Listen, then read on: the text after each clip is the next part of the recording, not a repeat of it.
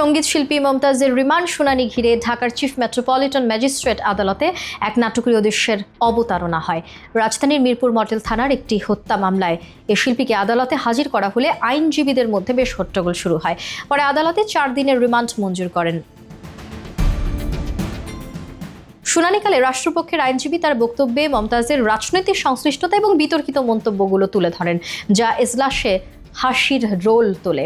অন্যদিকে আসামি পক্ষের আইনজীবীকে খুঁজতে বেগ পাওয়া এবং রিমান্ডের মেয়াদ নিয়ে আইনজীবীদের অসন্তোষে আদালত কক্ষ উত্তপ্ত হয়ে ওঠে।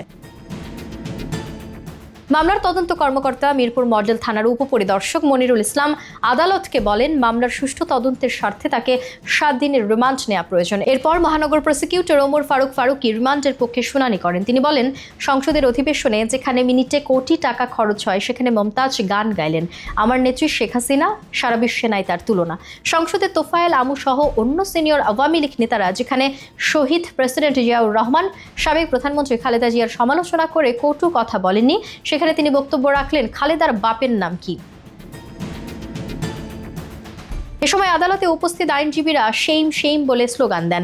শুনানির সময় জনাকীর্ণ এজলাসের কাঠগড়ায় পুরো সময় গালে হাত দিয়ে বিষণ্ণ মনে পিপির বক্তব্য শুনতে দেখা যায় মমতাজকে। এক পর্যায়ে পিপি আদালতকে বলেন, এই আন্দোলনের সময় যখন হাসিনার মন খারাপ থাকতো তখন তিনি হাসিনাকে গান শোনাতেন। এ সময় এজলাসে হাস্যরসের তৈরি হয়। পিপির বক্তব্য শুনে বিষণ্ণ মমতাজ নিজেও তখন হেসে দেন।